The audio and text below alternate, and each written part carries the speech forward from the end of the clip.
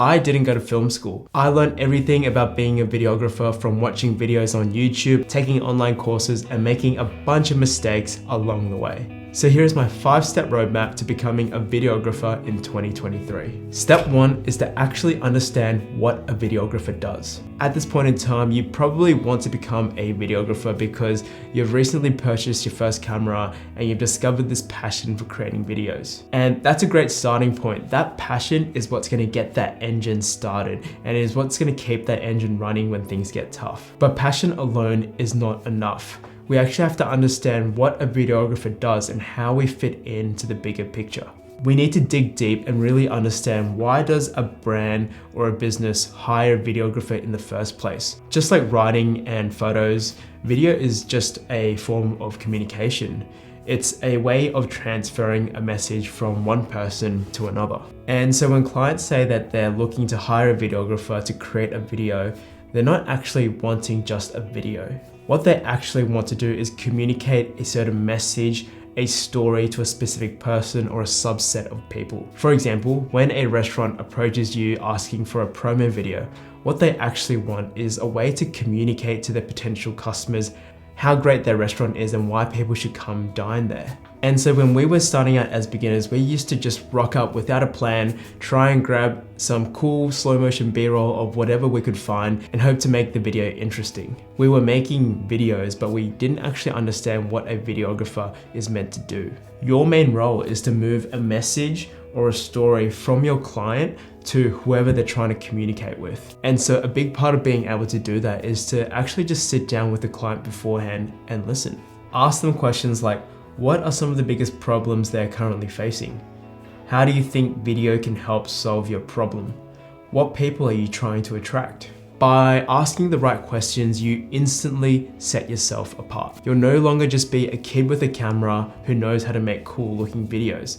You are now a professional, a problem solver, someone who is able to apply critical thinking to identify a problem and then use video as a solution to solve your client's problem. Step 2 is to learn the process. Most beginners, when they start out, think that the production process goes like this: shoot, edit, send to client. But after a few years of doing this and based on our experience, we see the process as more like this: strategy session, pre-production, shoot, edit, debrief session, send to client. We use the strategy session to do what I talked about in step number 1, which is to actually sit down with a client to understand what are their problems and what they actually hope to achieve by creating a video. This then informs our pre-production, where we plan all the specifics of the shoot so that when the shoot day comes around, everything runs smoothly. And after you finish editing the videos, don't just slap it onto a Google Drive, send it to the client and say bye-bye. Organize a debrief session. Walk the client through your thought process on how you put together the videos and how they can best utilize it to achieve the results that they're looking for. If you want to become a videographer in 2023, you have to move away from just the creative process of making videos. You have to design a process that's more focused on solving the problems of your client. Step 3 is to develop your skills. Based on our experience, I think there are 2 categories of skills that you need to succeed as a videographer. So for soft skills, I would say number 1, communication skills. As a creative person, you need to be able to clearly articulate your ideas and visions so that other people will get on board. You need to know how to liaise with different stakeholders like the client, talent, photographers, marketers, and of course, learning how to manage client expectations and communicating on things such as project deadlines is super important. Number 2 is your ability to listen. You need to be able to sit down and really listen to the problems that your clients are facing. If you don't listen, you don't understand your client's problems properly, and as a result, you don't do your job properly. So being able to actively listen and actually remember what your clients are saying to you is really, really important. Not to mention, being a good listener and having a genuine interest in what other people are saying will open up a lot of opportunities for you that would not have otherwise presented themselves. Number 3 is organizational skills. As a videographer, you'll oftentimes find yourself balancing multiple projects at the same time. So it's really important that you know how to organize your time and your tasks effectively so that you're able to meet project deadlines. In terms of technical skills, I'd say the number one most important one would be your ability to storytell. This skill is the real moneymaker. This is what the clients are paying you for. Because at the end of the day, anyone can actually make a video. These days, because of technology, everyone can capture really amazing footage just with their iPhones. So what clients are actually hiring a videographer for is your ability to storytell, your ability to craft an engaging piece of content that communicates a message or a story to whoever that they're trying to attract. Number two is shooting. This is the one that everyone loves, and when they first pick up their camera, all they want to do is go out and shoot. This involves things such as being really familiar with your camera settings, having good composition, knowing lighting, and how to record good audio. Number three is knowing how to edit. When you're just starting out, what I'd recommend is just to focus on getting really good at just one editing software and learning the basics. For us, this was Final Cut Pro because we just find the interface of Final Cut Pro to be a little bit more user-friendly compared to Premiere, but you can really use anything.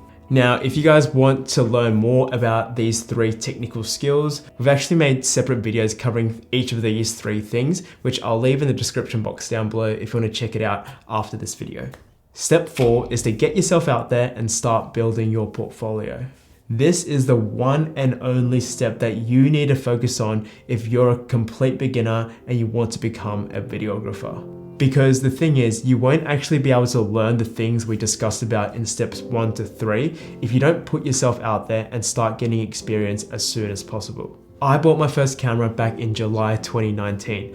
I was a complete beginner. I knew nothing about camera settings, composition, lighting, or audio.